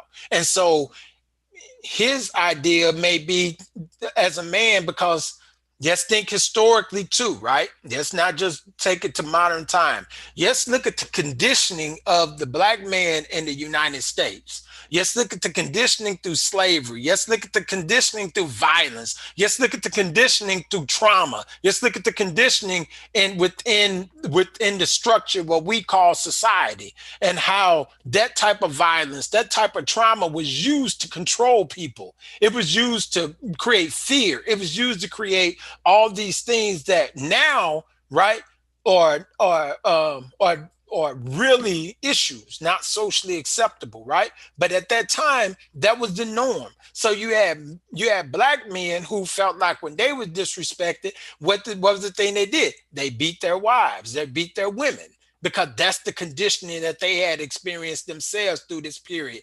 Now we're seeing this and we're not dealing with the root cause. We're not looking at the root cause of the issue that needs to be really, really dealt with. Even because we see these traits even when a child is 3, 4, 5, 6 years old, right? We see tantrums. We see these outbursts. We see all these things that we're not dealing with the young man, and it's manifesting itself in relationships. Women are ended up killed. They're ended up bruised. Children are suffering with trauma, right? We're seeing this. Yeah, I had a little bit more time to process it. So I can think of my dad. My dad said that his mom and dad would fight. He saw it and he made sure we didn't see that. And so all that violence and stuff, that's atypical to me. And then I look at a relationship I had in the 90s, and the girl I was dating, her mom and dad fought all the time. And so she tried to fight me. And it came to a head one time. And I remember sitting at my apartment like, man, is it really bad to hit a woman if she's always hitting you? And that thought was, if I ever get to that point, it's time to leave. So we need to tell our boys that if your girl is fighting you and you really love her, you got to talk to her. You have to look at it almost like smoking a cigarette. She's trying to stop. Are you going to help them get through it or not? If you don't want to work through it, just break up. But don't retaliate and fight, because you can just lead a relationship versus having to deal with it. So, and then just really honestly, it's also telling our boys how to react. Dr. Petty says some powerful stuff. It's how you react to whatever the incident is. We could be at the club. Somebody bump us, knock our drink down. Oh man, we look up to one of our boys. Hey man, my bad. And you like, cool. Same thing could happen to somebody you don't know bump you. Dang man, you just knocked my drink over and you ready to fight. Same exact situation, two different responses. So we have to let our boys know that we are accountable for our own actions, no matter what this person said to you, said some hurtful things, fought you, whatever. Just walk away. Just end a relationship. It's not worth striking a woman, getting some charges, and even having that stigma of domestic violence. So we have to tell our boys that you have to be able to learn to respond or not respond and walk away, and show them what an unhealthy relationship looks like. So they don't think that, okay, I'm gonna teach you a lesson and beat them up. No, I'm gonna teach you a lesson. I'm gonna leave. I'm gonna break up with you. We can talk later, but we're done. We got a couple good responses in here, man. We got Brother Charles Bryson, man. We appreciate you tuning in. We got to bring you to the table one of these days, man, and have some conversation because I know you have a wealth of knowledge, and this is going to be one of the topics we're going to be tackling. So let's reach out, let's connect, so you can come in and join us at the table, and we have some conversation about this issue. One of the things Brother Bryson said, we need to make mental health services for men both acceptable and accessible. That's true in our community because we many of the men are dealing with so much PTSD, so much trauma, right? And not realizing that trauma starts at an early age, right? The trauma, we talked about some of the trauma earlier, the trauma of not being validated, the trauma of being not having the proper amount of affection, and also when we're looking at devaluing, all that is trauma. We don't realize it. So men have to go through a process where we can also deal with some of the mental health issues that we're dealing with, and then make it accessible. We gotta publicize it, right? We got to make sure that individuals know, and not only just tell them about it, but if we know brothers who are dealing with this, just walk them to it. Yes, go with them, right? Be that good Samaritan that says, I'm not just going to take you to the end, but I'm going to stay with you. I'm going to stay with you until you get the tools, till you can get the strength in order to be stronger as a man. And sometimes that does not happen automatically. We could be regretful, we could be remorseful, but when you've been conditioned in a situation for so long, it takes a while to break those habits, to break that conditioning, where you can understand how detrimental it is, not just to the person, but to your own self.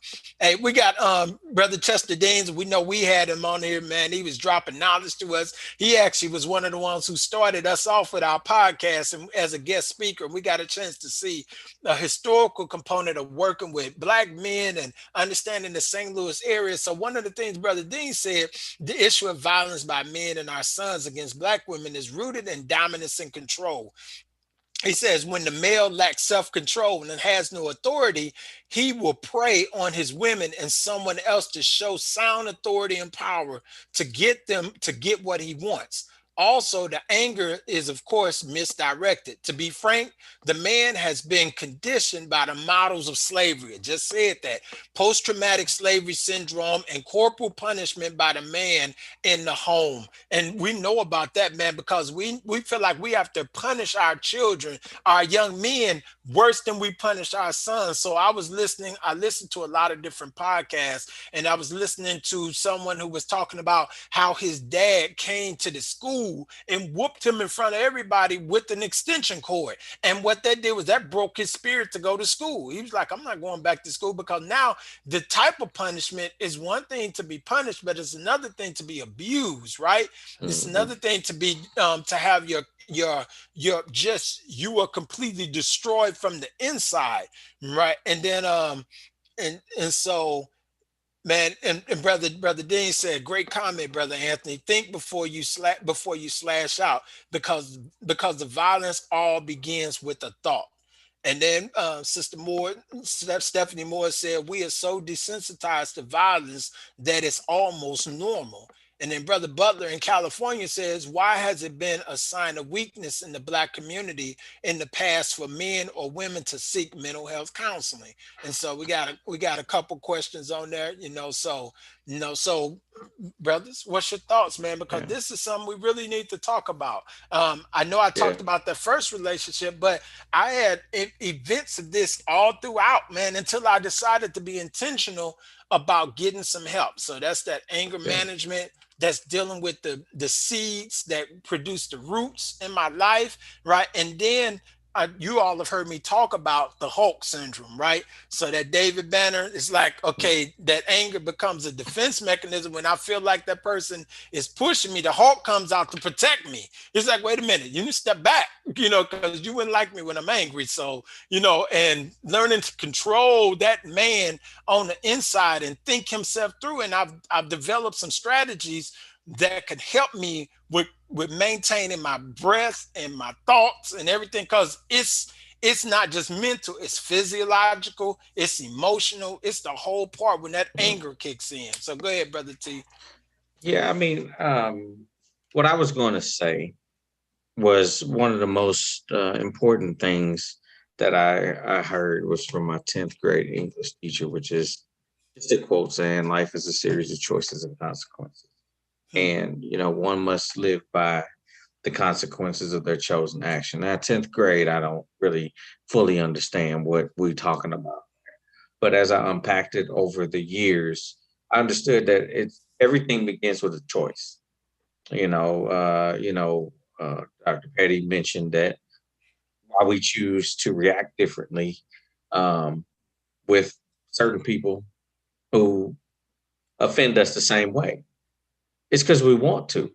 Um, but another piece is just understanding where your vulnerabilities are. I had Yes. a conversation with somebody recently where I said, I'll be honest, I'm predisposed to violence. I said because it's the so that's how issues were solved in my house versus now. Now I can choose to do different, and that's what I choose to do, which is why I made a conscientious decision. We're not going to argue in front of these kids because I had anxiety, and I don't want my kids to experience that. When the car will pull up in the driveway or I hear the garage, now my anxiety is up because I know that Yes. there's going to be some sort of there's going to be some there's a possibility for a confrontation where I may have to insert myself in there, and I don't know if I can with my little body be able to am I big enough? Am I strong Yeah. enough? And you And I shouldn't might have have to to as a child. right, As a child, you right. thinking these things. You think I got to protect, Mhm. right? Oh yeah. And that's and I would think about how my kids, when I would come home and they heard the garage, they ran towards the door from the back of the house to see me. And I was like, that's not how I grew up. And it's like, okay, I want them to, you know, I want them to experience that environment. But it really is, it begins with a choice, and it's very difficult because if we're predisposed to that and we see that and we think that's a way to solve the problem, okay, well, yeah, I feel disrespected. Now I'm gonna react on this first issue versus saying, you know what, let me take a step back because I let me try to see this from a different perspective. And it started to make sense. Okay, there's a consequence for me, lashing out at my woman, right? I might go to jail, or my sons might or daughters might have to have anxiety, and then they grow to resent me, or whatever. And I got to live with that.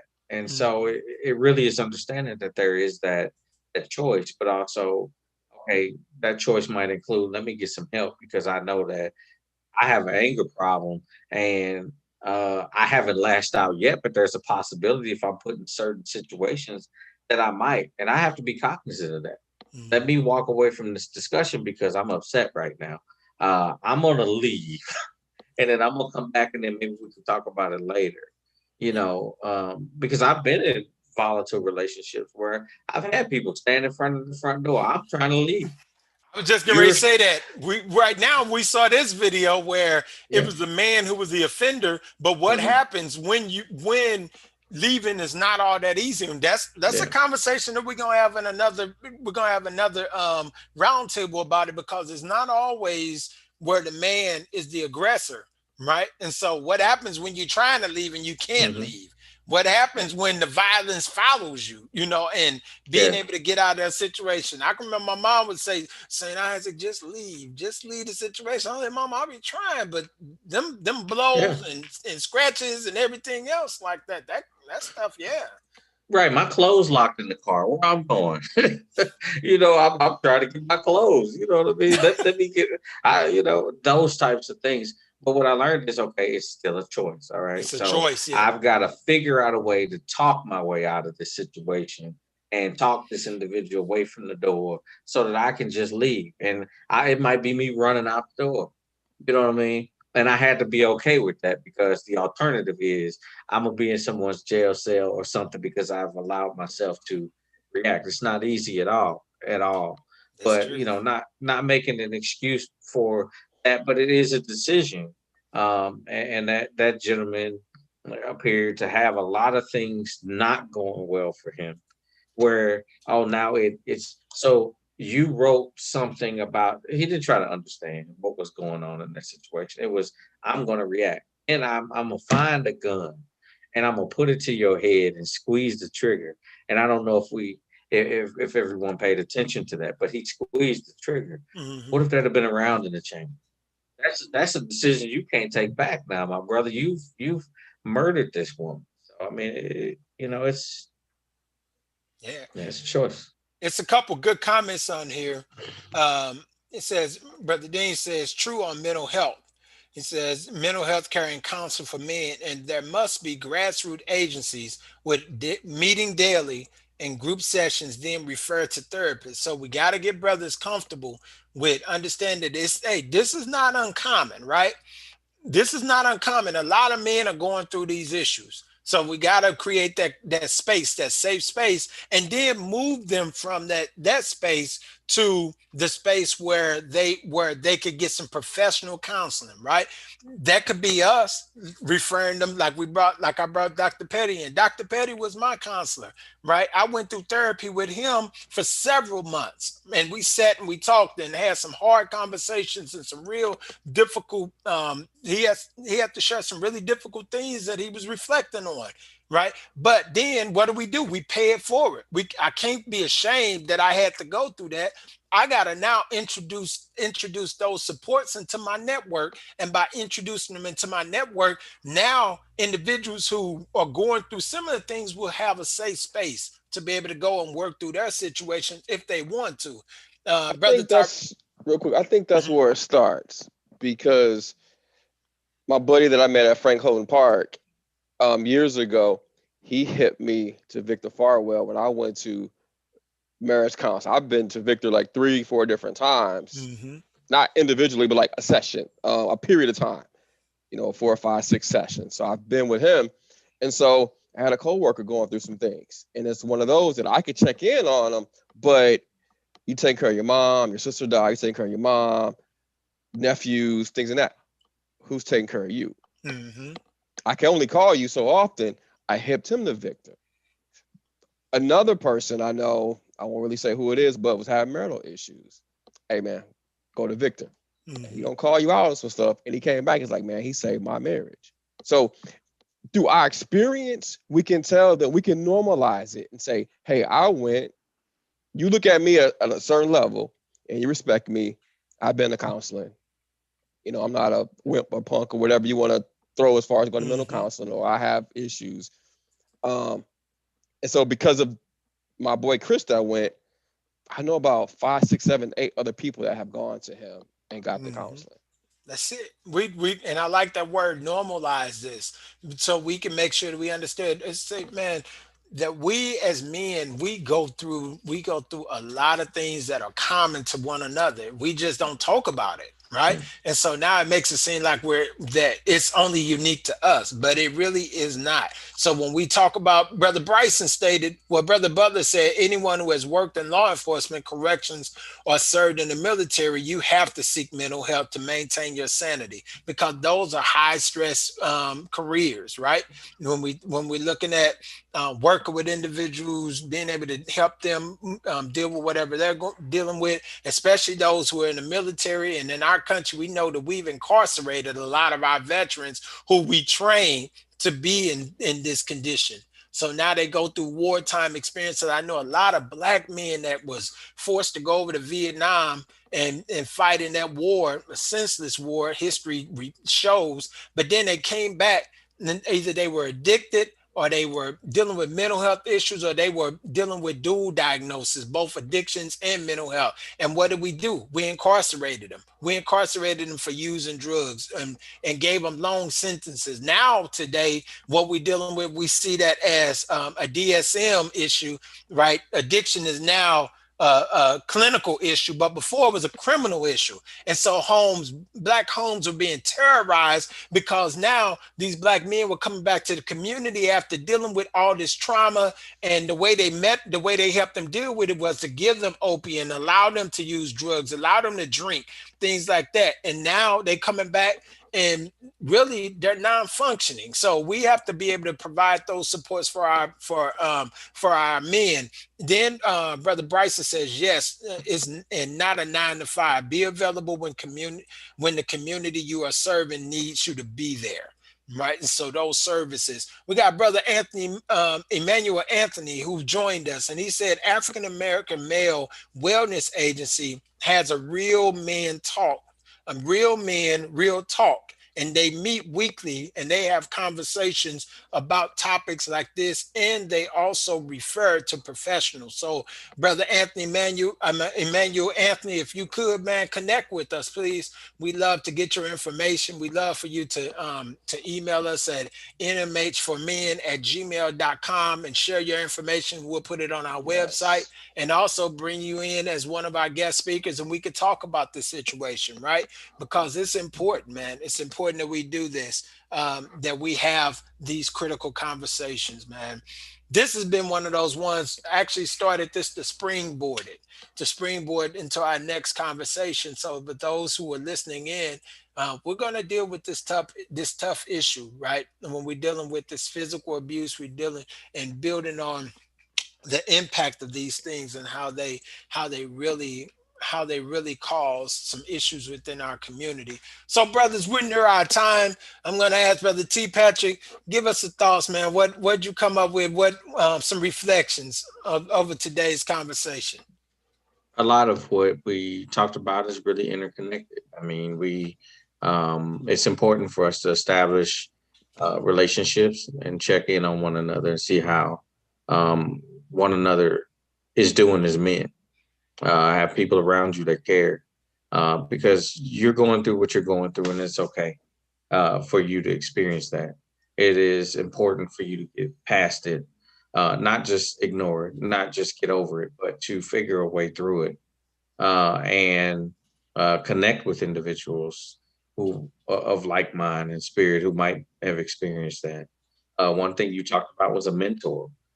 Sometimes it's important to get a mentor that can tell you how it is, and not just what what you what you want to hear. You need people to kind of hold you accountable. So I really think that we had a wonderful discussion, because a lot of the behaviors that are inward manifest themselves outwardly when we hold them in for too long and don't have the right people around us to help us get through and resolve. Good deal. Good deal. Man, brother T. Bird, talk to us. What's Hope reflections? okay, hopefully this analogy hits home on all parts. Earlier we talked about men having armor, and we look at the hole in the armor, I guess, is as a weakness. But let's think, if we're going in a battle and somebody has on armor that's been battered and somebody has armor that's shiny clean, which one you want on your squad? You want the one with the battle scars that can keep coming and coming and coming at you. So us as men, we need to check on that armor to make sure that it is fine. You got some bruises over here, some dents over here, but I'm gonna check and make sure that it is still built enough for you to survive what's going on. But we do have to check in on each other. I think it starts with that, and just make sure mentally our brothers are doing okay.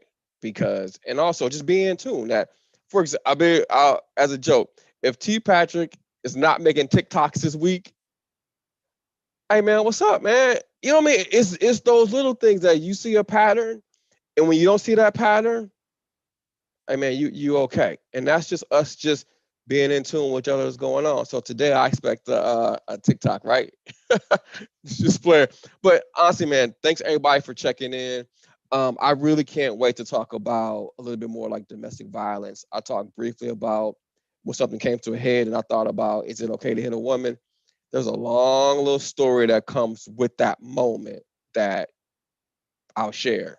Let you guys know kind of my thoughts on that. But you all have a good weekend. Man, I'm telling you, when we think about this issue, and Manhood Moments podcast is that podcast that is willing to really get out there and get deep into the woods. We want to get deep into subject matter that really impact black men, impact our communities, impact our families, impact the generations to come. So we're not afraid to have these conversations. We're not afraid to bring in our guest speakers who will sit at the table and really share their knowledge and their understanding about what's going on. Manhood Moments, you can find us every first and third Saturday of the month. We're on Facebook Live. We're on YouTube. We have our No More Hiding for Men YouTube page. We also have a Periscope and a Twitter page, NMH for Men. So we broadcast there, and we're working on simulcasting this onto our web page where you'll find us at mnhformen.org. So feel free to go in there. You'll see previous podcasts that we've uploaded and we've had the opportunity to have with the conversation. You'll find the one with Mr. Chester Deans and the ones about marriage and things like that. So feel free, man, to go over there. We're also in the process of uploading resources, books. We have brothers who are out there who are writing books, and they're doing some great things. And we're going to ask you to look forward to some things we got coming up real soon.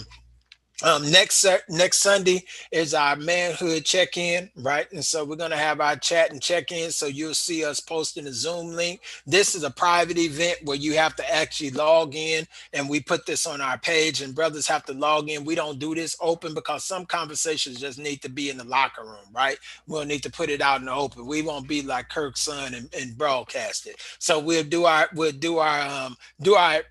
brotherhood check-in next Sunday evening at 5 o'clock. It's not that we don't have to worry about football games and things like that. So brothers should be able to join us in that conversation. Feel free to share. All right. We're going to ask you to share with brothers, anyone that you know that's in your circle. We're going to ask you to share and let brothers know. We do have a private page. That's NMH for Men. That's our private page on Facebook, and that's only for men. So in that space, we have conversations. We try to share our thoughts, things like that, because we are dedicated to working with men.